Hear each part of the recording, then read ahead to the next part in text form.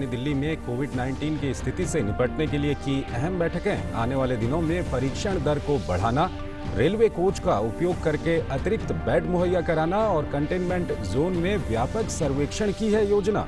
राजधानी में आगे के उपायों पर चर्चा के लिए आज बुलाई सर्वदलीय बैठक।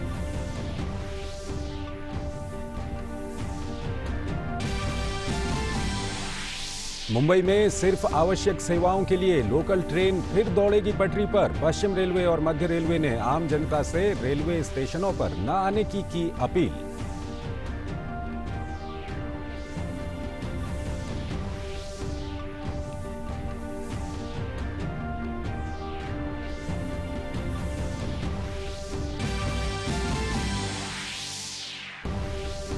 मिशन सागर के तहत मदद के लिए मॉरिशस गई चिकित्सा टीम को वापस लाने पहुंचा नौसेना का जहाज केसरी। बांग्लादेश में कोविड-19 से निपटने के लिए तकनीकी और आर्थिक सहयोग के रूप में भारत करेगा कोविड-19 प्रबंधन पाठ्यक्रम का आयोजन। और गुजरात में भूकंप के झटके, रिक्टर स्केल पर 5.5 तीव्रता के भूकंप का केंद्र कच्छ जिले में भचाऊ के नजदीक। किसी बड़े नुकसान की खबर नहीं।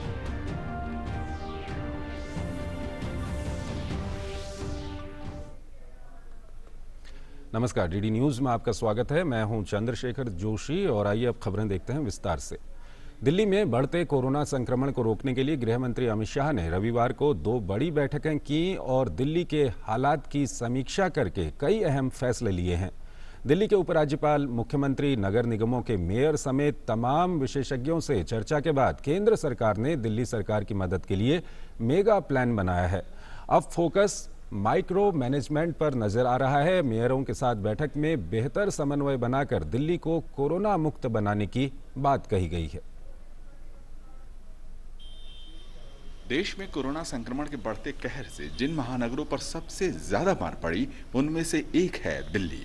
संक्रमण रोकने के लिए दिल्ली सरकार ने कई प्रयास किए, लेकिन बढ़ते मामलों ने प्रयासों को छोटा बना दिया। ऐसे में शनिवार को प्रधानमंत्री मोदी ने कोरोना की समीक्षा बैठक की और दिल्ली के हालात सुधारने के लिए केंद्रीय गृह मंत्री अमित शाह को एक बैठक कर जरूरी कदम उठाने के लिए निर्देश दिए।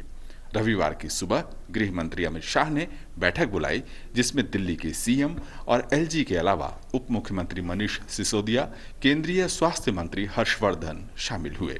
कई निर्णयों के साथ बैठक खत्म हुई और संक्रमण के प्रसार को रोकने के लिए माइक्रो मैनेजमेंट पर जोर देना तय हुआ। वहीं संक्रमित मरीजों के लिए इलाज को भी सुनिश्चित करने के लिए कदम उठाए गए, जिनमें से दिल्ली को 8000 बेड वाले 500 रेलवे कोच केंद्र तुरंत देगा। कंटेनमेंट जोन में कॉन्टैक्ट मैपिंग के लिए स्वास्थ्य सर्वेक्षण घर घर जाकर होगा। टेस्टिंग बढ़ाने के लिए जोर दिया गया है। कोरोना के मरीजों को निजी अस्पतालों में 60% बेड कम रेट पर उपलब्ध होंगे। वहीं टेस्टिंग और इलाज के लिए रेट तय करने के लिए एक कमेटी बनाई गई है। वहीं अंतिम संस्कार के लिए भी एक नई गाइडलाइन तय की जाएगी। इसके अलावा केंद्र के 6 वरिष्ठ अधिकारी दिल्ली सरकार को इस महामारी से लड़ने में हर प्रकार से मदद करेंगे। मुख्यमंत्री केजरीवाल ने भी बैठक पर संतोष जताते हुए एक ट्वीट कर लिखा कि दिल्ली सरकार व केंद्र के बीच हुई बैठक काफी सार्थक रही। कई अहम फैसले लिए गए। हम साथ मिलकर कोरोना से लड़ेंगे। शाम को गृह मंत्री ने एक और बैठक दिल्ली के 3 नगर निगम के मेयरों के साथ की। उन्होंने निगमों द्वारा किए जा रहे कार्य की समीक्षा की। दरअसल केंद्र दिल्ली में बढ़ते मामले को रोकने के लिए पूरी तरह से कटिबद्ध है। दूसरी ओर टेस्टिंग को बढ़ाने के फैसले को लेकर विशेषज्ञों ने सकारात्मक राय जाहिर की है। अपने जो शहर है उसके लिए एक माइक्रो प्लानिंग करनी पड़ेगी, क्योंकि यहाँ पॉपुलेशन डेंसिटी ज्यादा है। लोग एक कमरे में 5-6 लोग रह रहे हैं, बाथरूम टॉयलेट वो शेयर करते हैं, दूर नहीं रह पाते। तो यहाँ पे हमें ऐसे कुछ स्ट्रेटजी बनानी पड़ेगी कि इन लोगों को शिफ्ट करके हम ऐसी फैसिलिटी में डालें जहाँ से ये आगे इन्फेक्शन ना फैलाएं। इन एरियाज को हम कैसे सैनिटाइज कर सकते हैं, जो हाई रिस्क ग्रुप है उनको हम क्या अलग रख सकते हैं जिससे उनको इन्फेक्शन ना हो और डेथ रेट ना बढ़े। तो इन शहरों के लिए हमें एक अपनी तरफ से नई प्लानिंग करनी पड़ेगी। कोरोना के बढ़ते मामलों के बाद दिल्ली के मुख्यमंत्री अरविंद केजरीवाल ने महीने की शुरुआत में दिल्ली के अस्पतालों में सिर्फ दिल्ली के लोगों का इलाज करने का फैसला और जांच को सीमित करने का फैसला लिया था, जिसका राजनीतिक विरोध भी हुआ। साथ ही लोगों की परेशानी भी बढ़ती गई। जिसके मद्देनजर उपराज्यपाल अनिल बैजल ने उस फैसले को पलट दिया था। यही नहीं, सुप्रीम कोर्ट ने भी दिल्ली के अस्पतालों के हालात पर गहरी नाराजगी जताई थी, दिल्ली सरकार से जवाब मांगा था। विशेषज्ञों का भी मानना है कि महानगरों में टेस्टिंग और ट्रेसिंग को बढ़ाना ही संक्रमण को रोकने का कारगर उपाय हो सकता है। Testing is important. Testing sometimes can take while because of access, but while that is being awaited, people should isolate themselves. People with mild symptoms should stay isolated so that they don't affect others. People who are in contact with others who don't yet have symptoms should also isolate themselves. Mumbai के बाद सबसे ज्यादा प्रभावित शहर के रूप में दिल्ली सामने आया है। ऐसे में दिल्ली में बढ़ते खतरे को रोकने के लिए केंद्र सरकार ने दिल्ली सरकार की मदद को एक बड़ा कदम उठाया है। इसी क्रम में केंद्रीय गृह मंत्री सोमवार को दिल्ली में भी सभी संबंधित राजनीतिक दलों के साथ एक सर्वदलीय बैठक कर समीक्षा करेंगे। Bureau report, DD news. Corona virus के राजधानी दिल्ली में बढ़ते मामलों को निपटाने के लिए गृह मंत्री अमित शाह ने कल सीएम केजरीवाल और उपराज्यपाल अनिल बैजल के साथ 2 बार बैठक करने के बाद अब आज सभी राजनीतिक दलों की बैठक बुलाई है। इस बैठक में शाह कोरोना वायरस के बढ़ते मामलों को रोकने के उपायों पर सभी दलों के साथ चर्चा करेंगे। इस बैठक के लिए भाजपा, कांग्रेस, आप और बसपा को आमंत्रित किया गया है। दिल्ली में कोविड-19 के मामलों की संख्या लगभग 39,000 पर पहुंच गई है।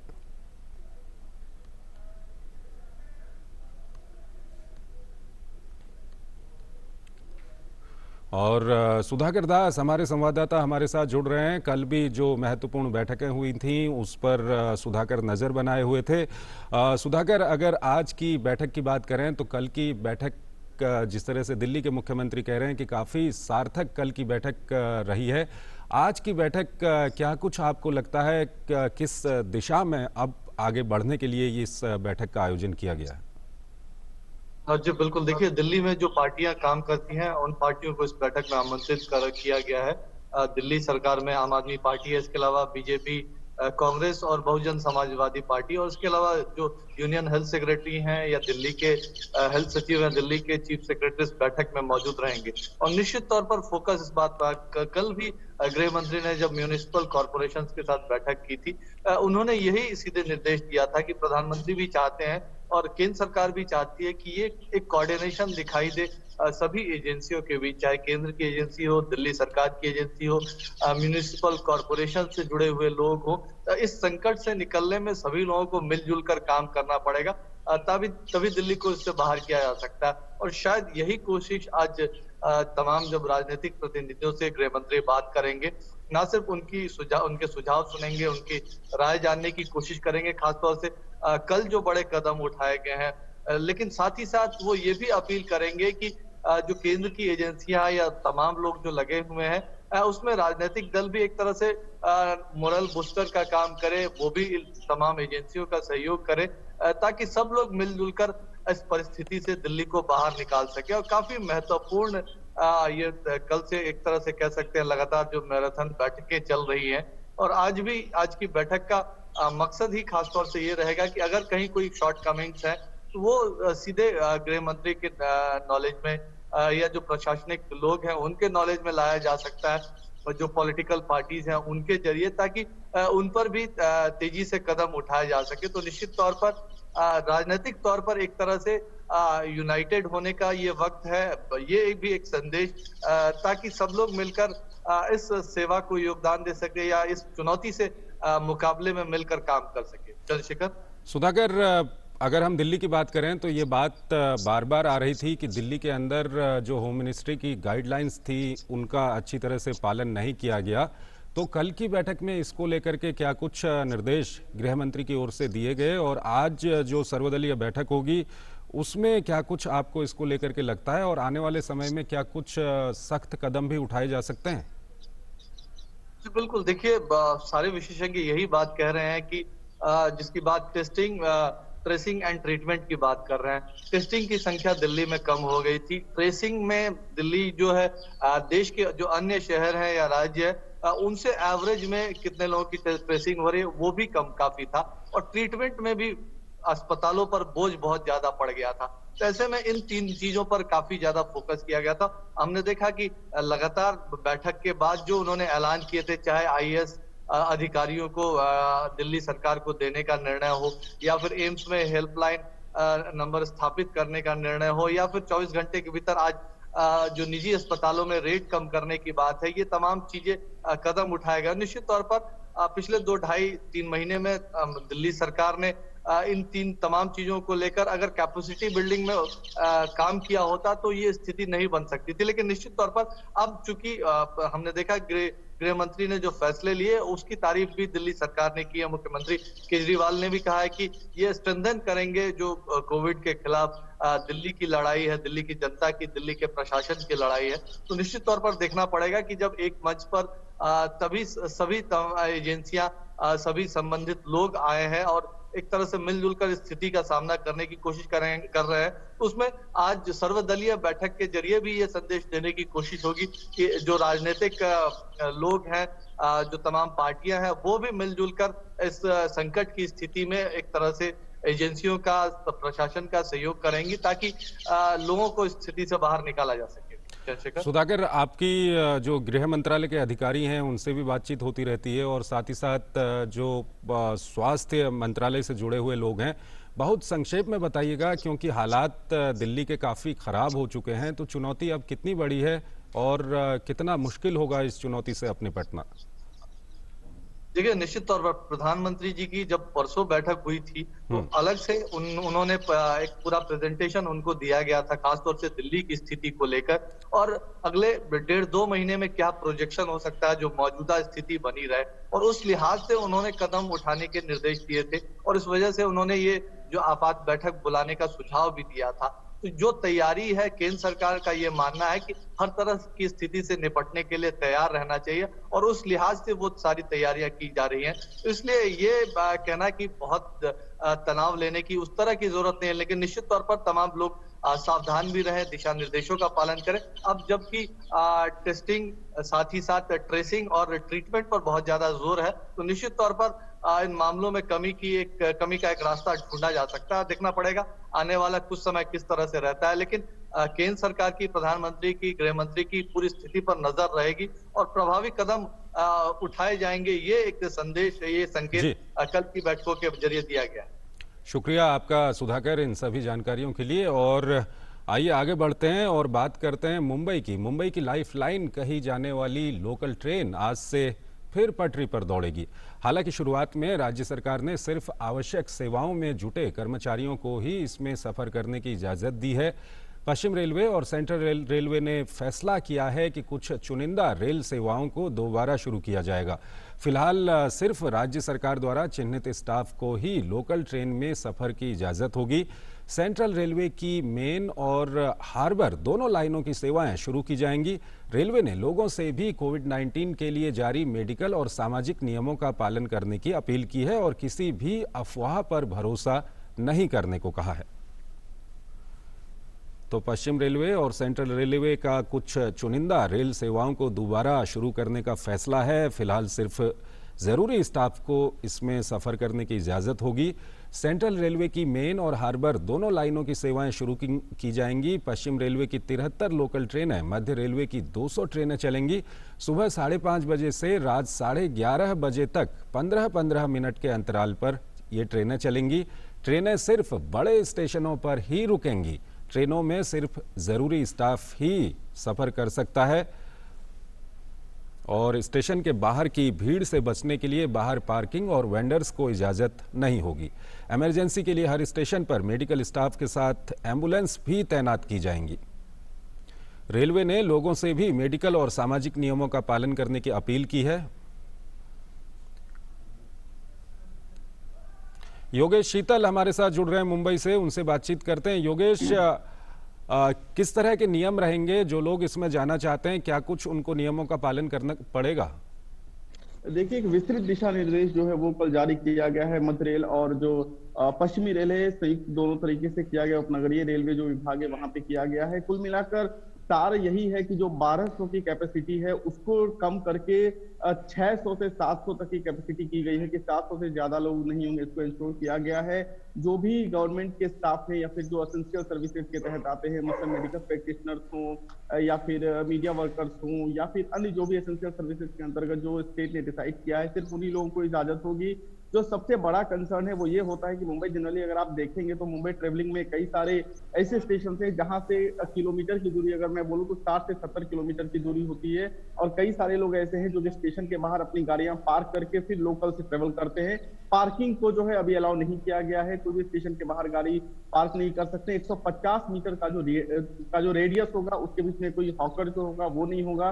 कुल मिलाकर अगर मैं कहूँ तो काफी विस्तृत इंतजाम जो है वो किए गए। फिलहाल जो है वेस्टर्न रेलवे जो है वो 73 जोड़ी ट्रेन जो है वो ईस्टर्न रेलवे में चलेगी। इसके अलावा 200 जो ट्रेनें हैं, 100 हम पेयर्स बोल सकते हैं, वो सेंट्रल रेलवे की, और अराउंड 70 के अराउंड में जो है वो हार्बर लाइन की जो है वो लाइन है। इस वक्त हम हार्बर लाइन के स्टेशन पे हम चाहेंगे आपको दृश्य दिखाएं।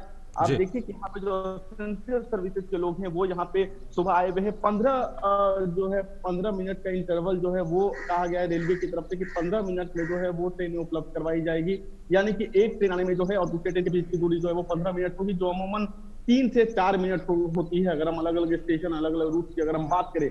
इन सब के अलावा दो महत्वपूर्ण चीज मैं आपको ये भी बता दूं कि जो जिनका टिकट ऐसा था जो कि एमएसटी थे या फिर जिनके पास रेलवे पास था जो कि एक्सपायर हो गया जब से लॉकडाउन लगा, तो उनको जो अवधि में वो एक्सपायर हुआ है, यानी कि जो अवधि में वो यात्रा नहीं कर पाए लॉकडाउन की वजह से, उनको इजाजत होगी कि वो उस टिकट को कंटिन्यू कर दे।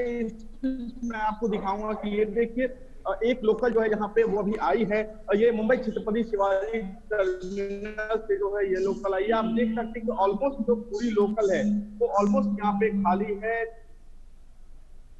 बिल्कुल योगेश, हम देख सकते हैं कि ये ट्रेन जो है खाली है, लेकिन नियमों का पालन करने के बाद इसमें लोग सफ़र कर सकते हैं, और हम लगातार आपको बता रहे हैं कि कौन लोग इसमें सफ़र कर सकते हैं, क्या कुछ नियम रहेंगे। बहुत बहुत शुक्रिया योगेश हमसे बातचीत करने के लिए। मिशन सागर के तहत भारतीय नौसेना पोत केसरी रविवार को मॉरिशस के पोर्ट लुइस में 23 मई 2020 को गए भारतीय नौसेना की मेडिकल टीम को वापस लाने के लिए पहुंचा। भारतीय नौसेना की एक 14 सदस्यीय विशेषज्ञ मेडिकल टीम को कोविड-19 महामारी के प्रबंधन में सहायता करने, बीमारी के प्रसार को रोकने के उद्देश्य से मॉरिशस में भेजा गया था। पोर्ट लुई में उनकी तैनाती के दौरान टीम ने क्षेत्रीय अस्पतालों और क्लिनिक सहित विभिन्न स्वास्थ्य सुविधाओं का दौरा किया। भारतीय टीम ने वहां के स्वास्थ्य कर्मियों के साथ बातचीत भी की। हाथ की स्वच्छता, स्क्रीनिंग और पीपीई जैसे महत्वपूर्ण विषयों पर प्रदर्शन और कार्यशालाएं भी आयोजित की गई। टीम ने guide to container and combat कोविड-19 और manual on training of health care workers के पीडीएफ वर्जन को स्वास्थ्य कर्मियों द्वारा भविष्य के संदर्भ के लिए साझा किया गया। मॉरिशस को दी जा रही ये सहायता कोविड-19 वैश्विक महामारी के मद्देनजर भारत सरकार के आउटरीच कार्यक्रम का हिस्सा है। भारत कोरोना से निपटने में अपने सार्क सहयोगियों की हर संभव मदद कर रहा है। इसी क्रम में भारत सरकार बांग्लादेश में पेशेवरों के लिए कोविड-19 महामारी के प्रबंधन के विभिन्न पहलुओं पर 4 और पाठ्यक्रमों का आयोजन करेगी। ये कोर्स बांग्लादेश में कोरोना के प्रबंधन में लगे पेशेवरों के लिए क्षमता निर्माण के उद्देश्य से भारतीय तकनीकी और आर्थिक सहयोग ITEC मंच का एक हिस्सा हैं।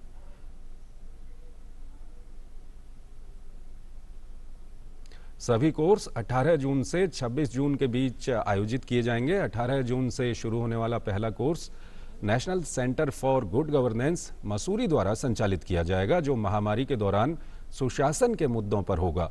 एम्स जोधपुर द्वारा संचालित बाकी 3 कोर्स बायोमेडिकल कचरा प्रबंधन, मानसिक स्वास्थ्य और मानव संसाधन प्रबंधन के मुद्दों पर केंद्रित होगा। इससे पहले एम्स और PGIMER जैसे संस्थान बांग्लादेश में कोरोना प्रबंधन पर 6 पाठ्यक्रमों का संचालन कर चुके हैं। सैकड़ों की संख्या में बांग्लादेश के मेडिकल प्रोफेशनल्स इन कोर्स में भाग ले चुके हैं। गौरतलब है कि प्रधानमंत्री नरेंद्र मोदी की पहल पर भारत ने $10 मिलियन के शुरुआती योगदान के साथ एक कोविड-19 आपातकालीन फंड की स्थापना की थी। इसके तहत भारत पहले ही बांग्लादेश को परीक्षण kit, surgical mask, hydroxy chloroquine गोलियां और अन्य चिकित्सा सहायता की 3 खेप भेज चुका है। अगली खबर की ओर चलते हैं। गुजरात समेत पाकिस्तान के सिंध प्रांत तक कल रात भूकंप के तेज झटके महसूस किए गए। रिक्टर स्केल पर भूकंप की तीव्रता 5.5 आंकी गई है। इसके बाद भी 3.1, 2.9, 2.2, 2.5, 3.7 और 2.5 तीव्रता के 6 और झटके महसूस किए गए, जिनकी तीव्रता कम थी। भूकंप आते ही लोग अपने घरों से बाहर निकल गए थे। प्रारंभिक सूचना के अनुसार कहीं से बड़े नुकसान की सूचना नहीं है। भुज, पाटन सहित कई इलाकों से घरों, दीवारों सहित मॉल के नुकसान की खबर है। भूकंप का पहला झटका रात 8:13 पर महसूस किया गया। इसका केंद्र कच्छ जिले में भचाऊ के पास था, जो 2001 में आए विनाशकारी भूकंप के नजदीक ही है। अहमदाबाद, पाटन, मेहसाणा, राजकोट, भावनगर, जूनागढ़, बलसाड़ सहित राज्य के करीब 20 जिलों में भूकंप के झटके महसूस किए गए।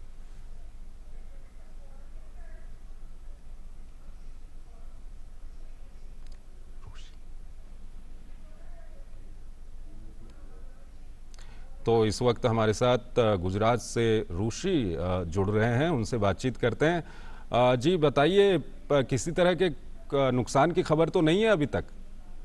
जी, कल रात को करीबन 5.5 की तीव्रता से भूकंप के झटके महसूस किए गए। मैं राजकोट की जो बात करूं, राजकोट और पूरे सौराष्ट्र के सभी शहरों में भूकंप के ये झटके लोगों ने महसूस किए। एक तरफ कल रात को बारिश शुरू थी, एक तरफ कोरोना का कहर चल रहा है और साथ में ये भूकंप के झटके से लोग घबरा कर बाहर निकल गए थे। और खास करके अभी गुजरात के सीएम ने राजकोट के कलेक्टर, पाटन के कलेक्टर और भुज के कलेक्टर से भी बात करके तो तुरंत ही कंट्रोल रूम भी शुरू करवाया है, जिससे लोगों को कोई नुकसान हुआ हो तो वहां कांटेक्ट कर सके। हालांकि अभी शुरुआत में कोई भी ऐसी बड़ी मात्रा में नुकसान की खबर सामने नहीं आए, पर लोग 20 मिनट तक घर से बाहर थे। ये बताइए, ये कई जगह से घरों में दरारें पड़ने या कुछ इस तरह के नुकसान की खबर है? कौन कौन से जिले हैं ये जहां पर इस तरह की नुकसान की खबर है? जी, गुजरात के पाटन और भचाऊ में थोड़ी दरारें पड़ी थी। और राजकोट की जो बात करूं तो राजकोट तहसील में उपलेटा गांव है, उपलेटा में एक दीवार भारी मात्रा में गिर गई थी और हालांकि कोई जानहानि इसमें नहीं हुई है। जी, शुक्रिया आपका इन सभी जानकारी के लिए। योग आध्यात्मिक अनुशासन और अत्यंत सूक्ष्म विज्ञान पर आधारित ज्ञान है। योग के माध्यम से न सिर्फ बीमारियों का निदान किया जा सकता है, बल्कि इसे अपनाकर कई शारीरिक और मानसिक समस्याओं को भी दूर किया जा सकता है। ये रिपोर्ट देखिए।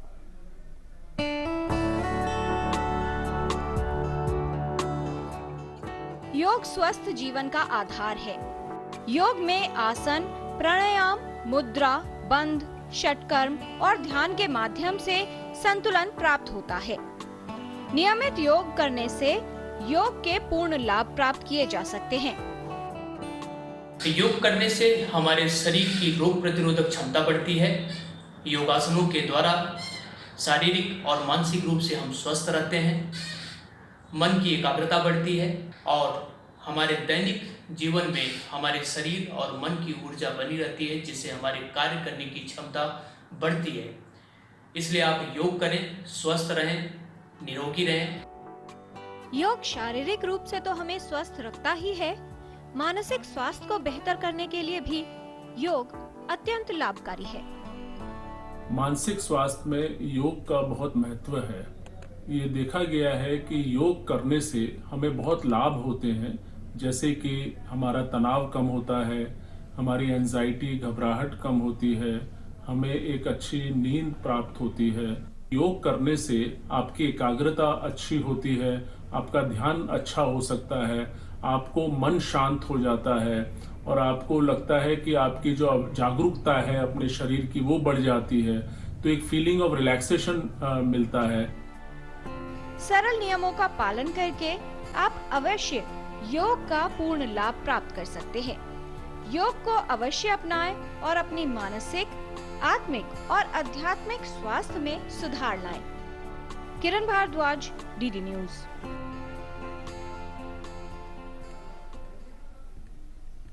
तो इस बुलेटिन में फिलहाल इतना ही। आप बने रहिए डीडी न्यूज के साथ। नमस्कार।